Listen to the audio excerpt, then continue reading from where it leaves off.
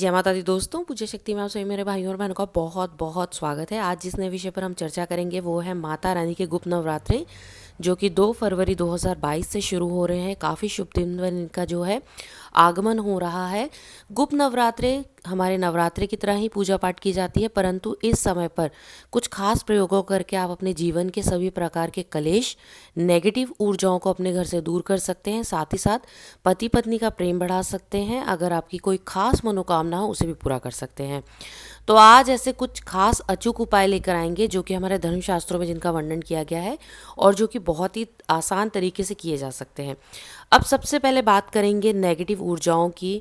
घर में अगर आपको बहुत ज़्यादा परेशानी रहती है, बहुत ज़्यादा कलेश रहता है, मन नहीं लगता है और ख़ास तौर पर आपको लगता है कि आपके घर में जो है कलेश बहुत ज़्यादा होता है, तो ऐसे समय में आपको क्या करना है, और ये जो उपाय रहेगा ये पूरी नज़र में भी काम आ सकता है। तो गुप्त नवरात्रे के समय पर आप जो है हनुमान चालीसा का जो पाठ होता है निरंतर जाप कर सकते हैं, या अपने घर में जो है इसे सुन सकते हैं, क्योंकि धर्मशास्त्रों में किसी भी चालीसा का सुनने का भी महत्व बताया गया है। साथ ही साथ उसको उतना ही ज़्यादा महत्व भी दिया गया है जितना पढ़ने से होता है। तो आप जो है हनुमान चालीसा का निरंतर जाप करते रहिए। जिस पर भी नज़र लगी हो उसके बाएं पैर पर बजरंग बली को चढ़ाया हुआ काजल और माथे पर जो है सिंदूर को भी लगा सकते हैं। ऐसा करने से बुरी नज़र भी दूर होगी, सभी प्रकार की नेगेटिव ऊर्जाएं, बाधा भी दूर होगी। गुप्त नवरात्रि में हमें भैरव बाबा के मंदिर के दर्शन के लिए ज़रूर जाना चाहिए।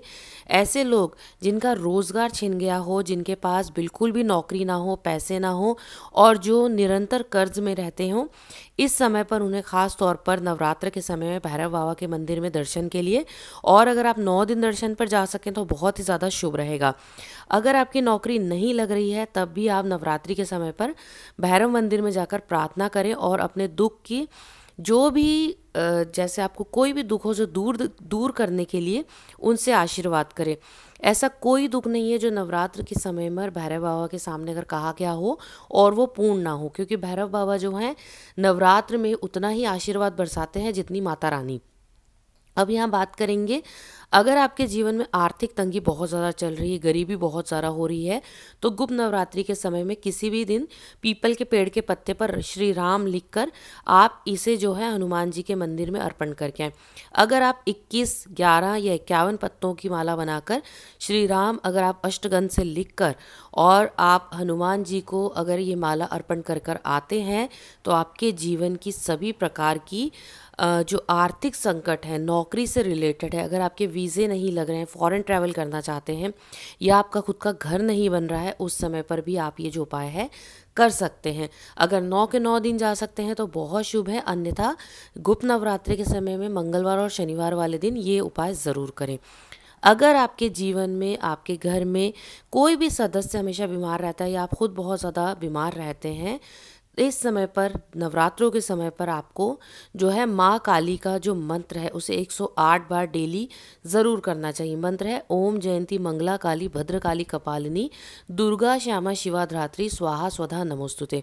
ये जो है आपको मंत्र दुर्गा सप्तशती में भी मिल जाएगा और ये मंत्र जो है आप सुन भी सकते हैं। जैसे मैंने कहा, हमारे धर्मशास्त्रों के अनुसार केवल मंत्र को जपने का ही महत्व नहीं बताया गया है, इसे सुनने का भी महत्व बताया गया है। तो अगर आप किन्हीं वजहों से मंत्र जाप नहीं कर सकते हैं, कोई अध्याय विष्णु सहस्त्र नाम हुआ, दुर्गा सप्तशती हुआ, अगर नहीं पढ़ सकते हैं बीमारी के कारण, रोग के कारण या किन्हीं वजहों से, तब ऐसे समय में आप इन्हें अपने घर पर चलाकर इनका जो पूरा आनंद तो है, साथ ही साथ इसका पूरा फल भी प्राप्त कर सकते हैं। अब यहाँ पर बात करेंगे सुख, समृद्धि, सफलता, खुशी, आनंद और प्रेम की प्राप्ति के लिए गुप्त नवरात्रि के समय पर हमें जो है खास तौर पर भगवान शिव और माता पार्वती की पूजा ज़रूर करनी चाहिए। इसके अलावा आपको जो है ओम नमः शिवाय का जाप निरंतर करते रहना चाहिए। अब यहाँ पर हम बात करेंगे गुप्त नवरात्रे के सबसे बड़े उपाय की, कैसे आप एक मिट्टी के घड़े से अपनी सभी प्रकार की कामना, मनोकामनाओं को पूर्ण कर सकते हैं। साथ ही साथ ये जो प्रयोग है ये बहुत ज़्यादा फ़ायदेमंद होता है, गुप्त नवरात्रि में तुरंत फलदायी भी होता है। तो आप क्या करेंगे, आप अगर 10 महाविद्याओं के किसी भी मंत्र को जानते हैं तो आप जो है उस मंत्र का जाप लगातार करते रहें। अगर आपके गुरु द्वारा आपको कोई मंत्र दिया गया है तो आप उस मंत्र का जाप कर सकते हैं। अगर आपको कोई मंत्र नहीं आता है तो इस समय में दुर्गा सप्तशती के मंत्रों का जाप कर सकते हैं, नवाण मंत्र का जाप कर सकते हैं, या जैसे मैंने कहा माँ काली के जो मंत्र है ओम जयंती मंगला काली भद्रकाली कपालिनी दुर्गा क्षमा शिवा धात्री स्वाहा स्वधा नमोस्तुते, ये भी कर सकते हैं। करना क्या है, गुप्त नवरात्रि के समय पर आपको जो है माँ दुर्गा के साथ साथ 10 महाविद्याओं का स्मरण करते हुए एक स्वच्छ सुंदर सा और सजा हुआ एक मिट्टी का घड़ा लेकर आना है। ये नया घड़ा होना चाहिए। इसमें सप्तधान थोड़े थोड़े से डाल दीजिए आप, और थोड़े थोड़े से दाने डाल दीजिए। सप्तधान मतलब 7 तरीके के आपको अनाज लेने हैं। 1 रुपये का सिक्का या चांदी का सिक्का अगर आपके घर में हो, जो आप दिवाली पूजन में रखते हैं, तो बहुत ही शुभ रहेगा। इसमें गंगा जल और इसमें जो है आप पानी डालें, और स्वच्छ पानी होना चाहिए, ठंडा पानी होना चाहिए। कलश के भीतर आप 1 सुपारी, 1 बादाम, 1 हल्दी की गांठ जो पूरी साबुत होनी चाहिए। इसके बाद इस घड़े के ऊपर जो है आप थोड़ा सा जो है कुमकुम, अबीर, चावल थोड़ा सा छिड़के। अब इसमें जो है आप ऊपर से जो है मिट्टी का ही ढक्कन, या आप जिसे दिया कहते हैं बड़ा, उससे ढक दीजिए। दिए पर एक छोटा पूजा का नारियल रखिए, और नारियल जो है पानी का होना चाहिए, इस बात का आप ध्यान रखें। और इसके ऊपर जो है आप एक चुनरी बांध दीजिए।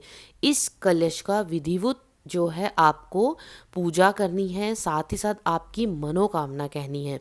मनोकामना कैसे कहनी है, जैसे जैसे आप गंगा जल डालेंगे, आप सिक्का डालेंगे, आप पानी डालेंगे, आप सप्तधान डालेंगे, उस समय पर आंखें बंद कर कर आपको जो है माता से 10 महाविद्याओं से या दुर्गा माँ से अपनी मनोकामना कहते कहते धीरे धीरे जो है इन सभी चीज़ों को घड़े के अंदर डालना है। अब आंखें बंद करके प्रतिदिन 10 महाविद्याओं का स्मरण करें और अपनी जो भी मनोकामना हो इसे गुप्त मनोकामना के रूप में मन ही मन माता के सामने व्यक्त करें। जब पूजन से उठे तो आसन को प्रणाम करके आसन के साथ ही मतलब जैसे जैसे आप उठे हैं वैसे ही आसन को उठा लें। ऐसा 9 दिन तक गुप्त नवरात्रि में प्रतिदिन करें, और घी का दीपक या जो है आपने जो अखंड ज्योत होती है उसे जलाना है। अब यहाँ पर इस बात का आपको काफ़ी ध्यान रखना है कि अखंड ज्योत में किसी भी तरीके के मक्खी मच्छर जैसे किसी भी प्रकार की कोई भी जैसे कीड़ा हुआ या गंदगी हुई वो ना आए, उसे आप अच्छे से ढाक लें। और अखंड ज्योत में जो है अच्छे से उसे भी फूलों से सजाएं। आप जो आपने कलश रखा है अगर इसमें आप आम के पत्ते लगाना चाहते हैं तो वो भी अति शुभ रहेंगे। स्वास्तिक का चिन्ह बना सकते हैं आप, फूलों से सजाइए उसे। और जो है इस समय पर माता रानी को इत्र ज़रूर अर्पण कीजिए, क्योंकि माता रानी जो है इत्र से बहुत जल्दी प्रसन्न होती हैं। दीपक की जो ज्योत रहेगी वो आप जो है तिल के तेल से, देसी गाय के घी से, और जो है आप सरसों के तेल का दीपक लगा सकते हैं। आप कोशिश करें कि इस समय पर घी की ही ज्योत लगाएं। आप चाहे पहले ही व्यवस्था कर लें, क्योंकि घी की ज्योत का जो है बहुत ज़्यादा महत्व बताया गया है। अब जो ज्योत होगी उसमें आप 2 इलायची 2 लौंग ज़रूर डालें, क्योंकि इससे जो है आपकी ज्योत में भी भोग रहेगा। अगर आप यज्ञ हवन नहीं कर पा रहे हैं तो ज्योत के माध्यम से भी आप जो है माता रानी के चरणों में अपनी एक भेंट देंगे। अब माता रानी के समक्ष जो है आपको कुछ दक्षिणा जिसे कहते हैं हम, हमारी अर्जी लगाना रुपयों के रूप में रखें, और उसके बाद इन रुपयों को आप जो है किसी मंदिर में माता रानी का कोई भी सामान खरीद कर दान कर कर आ सकते हैं, जो भी आपके घर के आसपास मंदिर हो। 9वें दिन या 10वीं पर आप जाकर जो है माता रानी को चुनरी और जो सुहाग की सामग्री होगी वो ज़रूर अर्पण करके आए। अब कई लोग क्या करते हैं, जो सुहाग की सामग्री होती है वो पैकेट वाली सुहाग की सामग्री का दान करके आते हैं। अब आप खुद सोचिए, उसमें बहुत सारी छोटी छोटी चीज़ें होती हैं और कई चीज़ें ऐसी होती हैं जो काम में भी नहीं आती हैं। तो वो वाली सुहाग के पैकेट को दान ना करके आए, केवल उन्हीं चीज़ों का दान करके आए जो आप खुद लगाते हैं। जैसे जिस प्रकार से आप जो महिलाएं चूड़ी पहनती हैं, काजल लगाती हैं, सिंदूर लगाती हैं, वही सामान आपको जो है मंदिर में दान करके आना है। आप वहाँ पर रख के आइए, माता रानी जो है सूक्ष्म रूप में उसे ग्रहण करेंगी। उसके बाद अगर वहाँ कोई पंडिताइन होगी या कोई भी कन्या होगी तो वो उसे ले सकती है, कोई उसकी बड़ी बात नहीं है। परंतु ये है कि चीज़ें वही दान करके आए जो कि आप खुद पहन सकते हैं। अच्छी सुंदर चुनरी होनी चाहिए, अच्छा सुंदर सुहाग का सामान होना चाहिए।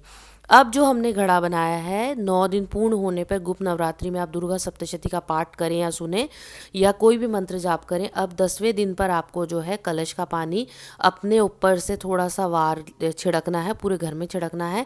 बचा हुआ पानी जो है या जल है उसे तुलसी, पीपल या किसी भी पवित्र पौधे में अर्पित कर दें।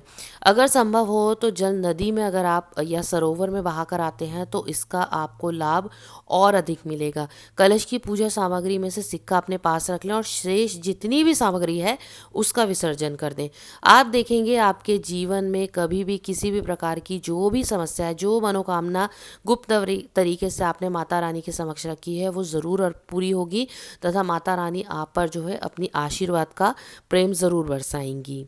तो आज अपनी वाणी को यहीं विराम देते हुए आशा है आज का ये वीडियो आप सभी को बहुत पसंद आया होगा। हम फिर मिलेंगे किसी नए विषय पर चर्चा करते हुए। आप सभी का बहुत बहुत धन्यवाद मुझे सुनने के लिए। धन्यवाद दोस्तों।